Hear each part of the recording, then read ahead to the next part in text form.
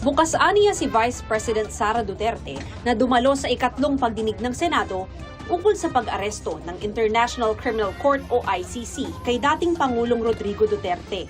Kung meron namang future hearings na meron silang tanong sa akin tulad ng kung anong nangyari sa Hong Kong or anong nangyari pagdating ni Pangulong Duterte sa Manila, willing naman po ako sumagot. Alas 3 ng madaling araw sa Netherlands ang schedule ng naunang pagdinig kaya hindi kinaya noon. Kahit inimbitahan siya ni Senadora Amy Marcos na nagpatawag ng hearing. Aniya, magkaibigan pa rin sila sa kabila ng away politika ng kanilang mga pamilya. Meron pa rin kaming open lines of communication. Dalawa lang yun, ma'am. It's either nagpa-plastikan kami or it's really beyond friendship. I would like to believe that it's beyond politics. April 10, i-move yung hearing sa April 10 kung saan dadalo ang mga opisyal na inimbitahan ni Senator Amy. Hindi ko lang alam kung sino-sino specifically, pero ang ni-request na specifically hindi pwede mawala ay si General Torre na yon kinomit. Base rin sa rekomendasyon ng Senate Legal Department, hindi nakakailanganing isabpina ang mga taga-ehekutibo. Kung gusto talaga ilaban ng Senado ay maghain kami ng kaso sa Korte Suprema. Pero ulitin ko, taliwas na yan dun sa nais natin na ang hearing ay magdulot ng paghilom, pagkakaisa at pagkakaunawaan, hindi dagdag gulo at constitutional crisis at dagdag kaso na naman. Pero, SP, pwede pa rin sila mag-invoke ng executive privilege pag pumunta sila, depende sa tanong. Yes, depende sa tanong. Sabi naman ni Senadora Marcos, mabuti at nagdalawang isip ang administrasyon ukol sa pagdalo sa Senado. Pero sana raw, hudyat ito ng pagnanais na ibunyag ang katotohanan. Ikatlong pagkakataon na raw nilang magpaliwanag sa April 10 at sana wag naman aniyang mauwi sa pagkukubli o pakitang tao lamang. Magandang araw sa inyo mga banateros. Lumabas na nga ang spy ni Marcos. Kaya nako, booking na booking natin ito mga kababayan. Kaya alam nyo, sa totoo lang, magandang nangyari sa Tricom kanina kasi kanina lumantad na ang spy ni Marcos. Nako po. Ay nako. Napaghahalataan. Alam nyo mga kababayan, matagal ko na pong sinasabi sa inyo ito. Matagal ko na sinasabi sa inyo na talagang mag-iingat po tayo. Lalong-lana po sa mga dating loyalista ni Marcos na ngayon ay kesyo anti-Marcos na. Mag-ingat tayo sa mga ganyan. Sabi ko nga sa inyo, kung meron mga PhD o kaya masteral pagdating mo sa propaganda, yan po ay si Bongbong Marcos. Yan po ang hari ng budol. Yan po ang pinakamagaling na magsinungaling, pinakamagaling na mamloko ng tao. Alam nyo kung paano ko nasabi yan? Simple-simple lang naman po mga kababayan . Isipin nyo, pinatalsik na yung kanilang pamilya sa Pilipinas at talagang noon, nadiskubre na kaliwat kanan ng pagnanakaw ng kanilang pamilya.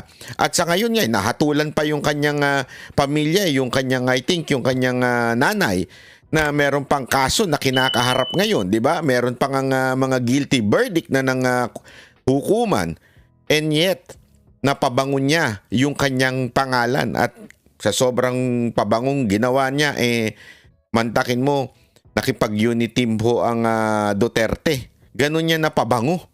Mantakin mo yun Ganun niya na manipulate. Aminin na natin. Kaya nga aminado naman po si VP Sara Duterte. Nabudol din siya, di ba?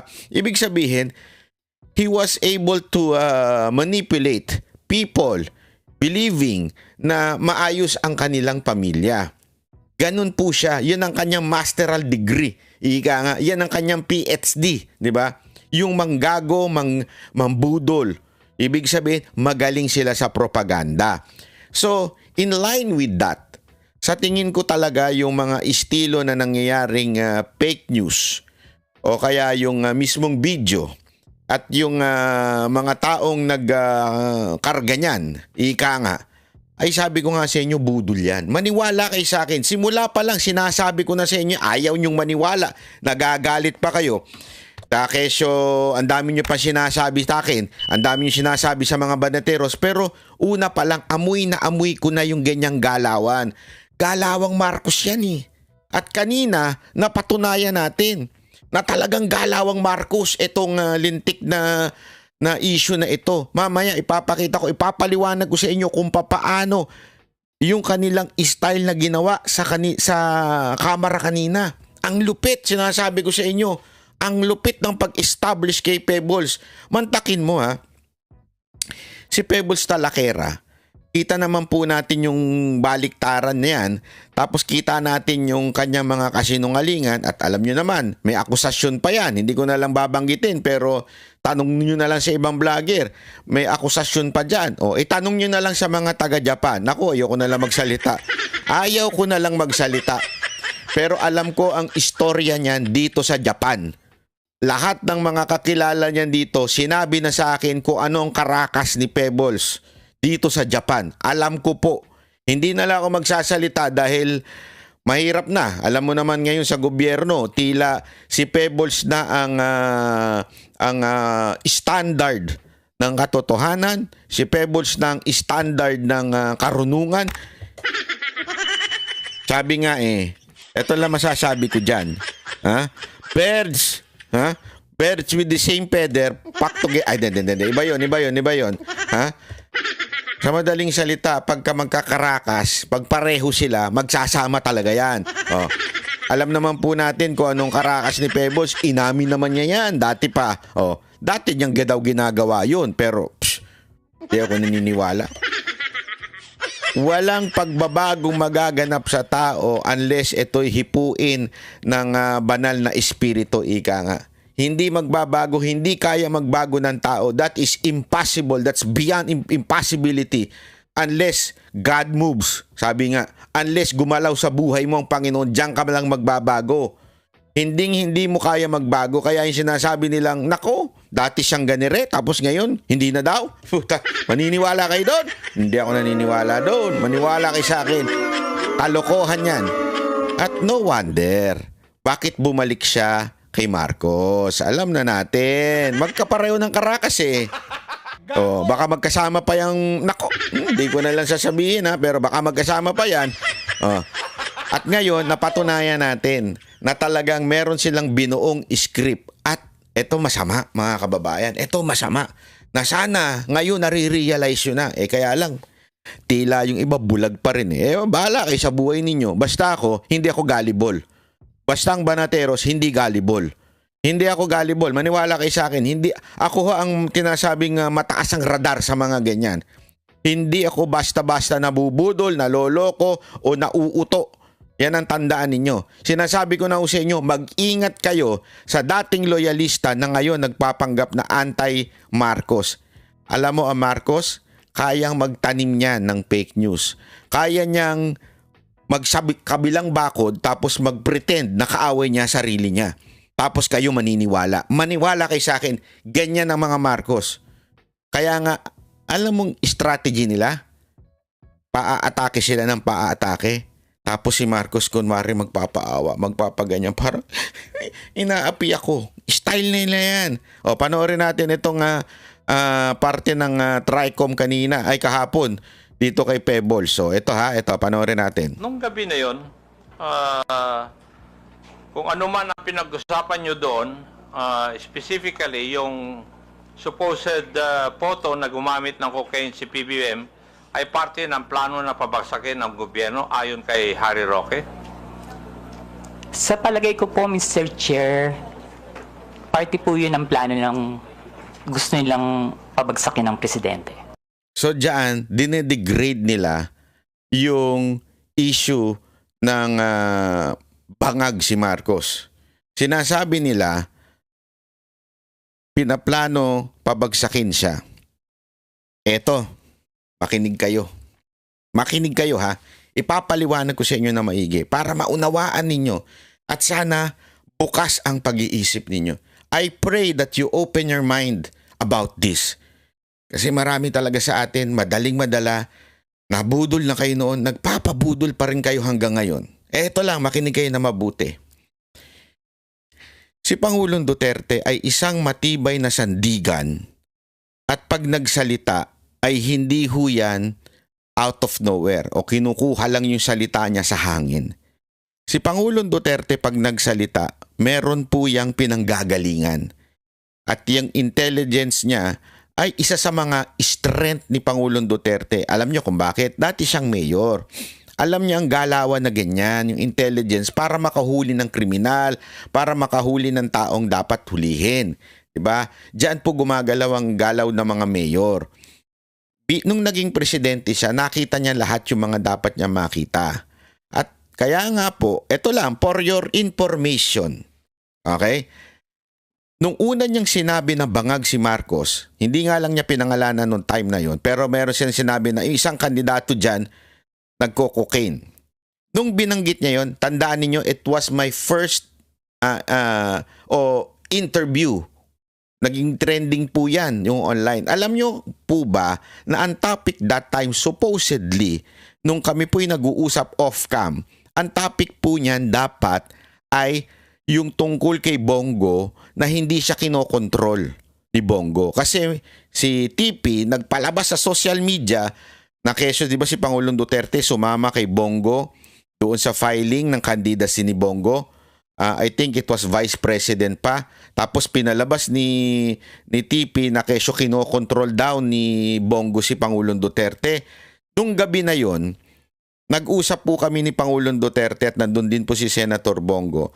At ang dapat na interview ko ay gusto niyang sagutin yung tungkol doon sa kinokontrol siya. Yun po dapat talaga ang tema ng interview. Okay? Pero, during the interview, it was recorded.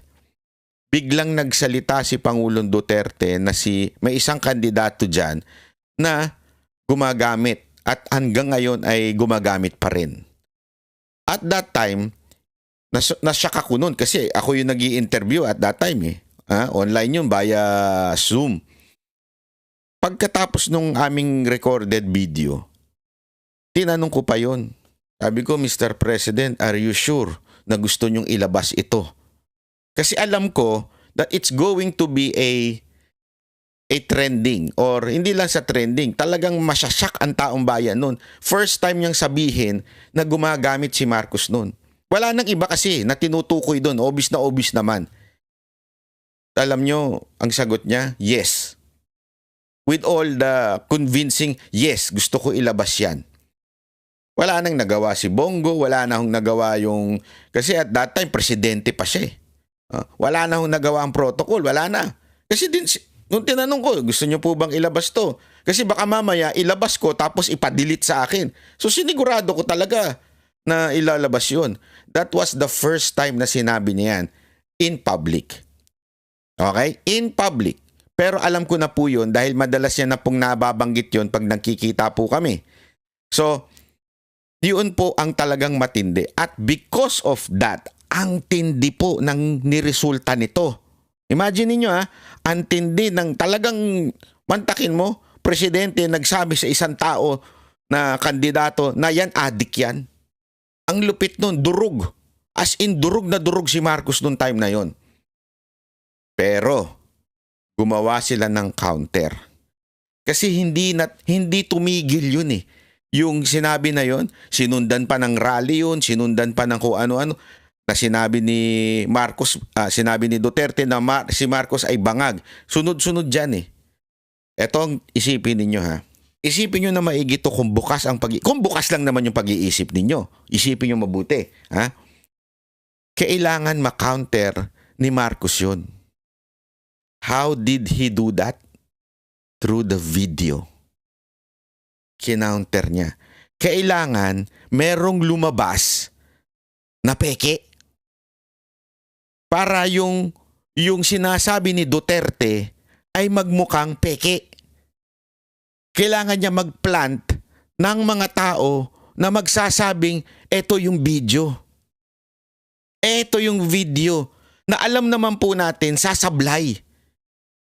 As a matter of fact, isa po ako sa mga nakakita ng video na yon bago ilabas. Alam mo, sinabi ko, diretsuhan na to. Para ho tayo ay magkaliwanagan tungkol sa video na yan. Alam mo, doon sa taong nagsabi sa akin na ito yung video, nung tiningnan ko yung video, my first reaction, kasi po ako yung editor din, first reaction, hindi yan totoo. Yun kagad ang unang reaction ko. Pero hindi ko na sinabi dun sa taong kausap, nagpakita sa akin. Okay? Hindi ko na lang siya kinontra, pero kasi parang gusto niyang pag lumabas, parang gusto niyang ipashare ko, parang ganon. Hindi ko sinakyan. Dahil alam ko, deep inside my heart, I'm not convinced. Alam mo sinabi ko, para sigurado akong kumbinsedo ako. Ito lang, simple lang sinabi ko. Kung si Duterte maglalabas niyan, susuportahan ko yan. Ipakita niyo yan sa presidente. Kay Duterte. Ipakita niyo yan kay Duterte. Pag sinabi ni Duterte legit yan, then I will support that. Pero pag hindi niya sinabi yon at hindi siya ang naglabas, I will not support that. Deep inside me, yun ang nasa isip ko. Diba? Bakit to kanyo? Hindi ho maglalabas si Pangulong Duterte na kasinungalingan. We all know President Duterte. He has the chance to stay in power. He did not do that. He has that sabihin na nating most yung kanyang trust rating. The highest trust rating ng isang presidente. Kaya niya nang magrevolusyon. Walang aangal dyan. Tuloy-tuloy na sana siya. Hindi niya nga ginawa. Kasi si Pangulong Duterte, it's all about legal. Kaya nga, ang hamon ko dun sa tao na yun, ipalabas niyo yan kay Duterte, suportahan ko yan. At itong tao na ito ay malapit kay Duterte. Gets ninyo? Malapit itong, hindi ko na lang papangalanan, hindi ito vlogger. Okay? Linawin ko, hindi ho ito vlogger. Malapit po ito kay Duterte. Kilala mo kung sino ka. Nilapit sa akin yan at yan ang sinabi ko. Ipalabas mo yan kay Duterte and I will support that. That first video na panood ko yan nung ipinakita sa akin yan when I was in Davao. Yan yung istorya niyan. Kaya nga, alam ko na kaagad sa loob-loob ko, oh my golly, huwag niyong ilalabas yan. Dahil alam ko, yan ay pain. Hindi ko sinasabi itong tao na ito ay galing kay Marcos. I'm pretty sure itong tao na to hindi to galing kay Marcos. Pero kung sino man yung nag-feed sa kanya, galing kay Marcos yun. Sigurado ko that video came from the Marcos camp. I'm not saying it came from Marcos, but definitely it came from the Marcos camp. Alam nyo, hindi ko na lang sinasabi yan nung time na yan kasi alam ko maraming magagalit sa inyo. Iisipin nyo na naman, this is about Maharlika and me. Hindi, this is not about Maharlika. Maybe, kahit nga siguro si Maharlika, na-feed siya ng fake. Again, pwedeng na-deceive din siya. Na hindi lang niya siguro naisip na na-deceive siya. I'm not saying again this is not about me and Maharlika. This is again, wag nyo kaming pag-awayin. Hindi ko aawahin yan. Okay? But I'm pretty sure na may problema dun sa video. At mismong, ayoko na lang magbanggit, yung mismong kumarga ng mga video na yan, yung iba, hindi ho lahat, dinawin ko. Yung mga kumarga ng video na yan, alam ko some of them came from Marcos. One of them is Pebbles. Hindi lang ako nagsasalita, pero I know na merong gagawin tong hindi maayos. As a matter of fact, noong una, nagfi-fishy pa nga ako dito Medyo kinakausap-kausap ko pa ito. Tinitingnan ko talaga kung legit ba, ganito. Mini-message ko pa siya noon. Tinisigurado ko lang. Diba? Pinapasakay ko. Kunwari magtropa kami na sige. Pero alam ko na noon, may something dito. And ngayon, na-confirm yung something na yun. Eto yun, yung script.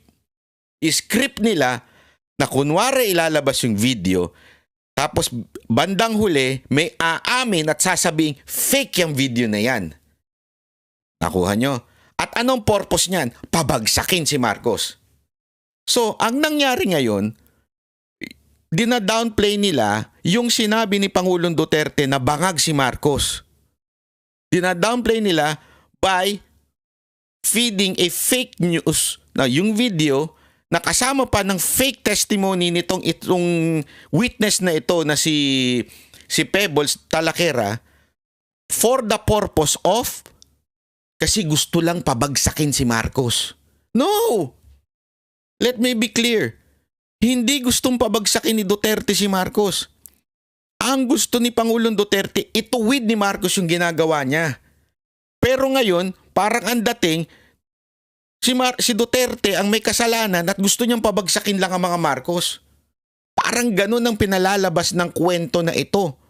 Parang kumukontra lang ang mga Duterte sa Marcos. Hindi. Ilang beses po paulit-ulit na sinasabi ni Pangulong Duterte, gusto niya lahat legal. As a matter of fact, he can command. Sa totoo lang, wag na ho tayo maglokohan. Marami sa inyo nagtataka bakit di gumagalaw ang mga uniform personnel. You know why? Kasi hindi gumagalaw si Duterte. Simple lang yun. Sigurado ako, marami dyan, at alam ko yan, marami ho sa uniform personnel are still, yung passion nila o yung kanilang pagmamahal ay na kay Duterte pa rin. He can command a revolution but he is not doing it because ayaw niya sa illegal. Gusto ni Pangulong Duterte lahat daanin sa legal na paraan. Hindi ang pabagsakin ang gobyerno. Ayusin lang. Alam niyo kung bakit? Eto, sasabihin ko na laman sa inyo. Anyway, basta, nung unang rally, i-rewind ninyo,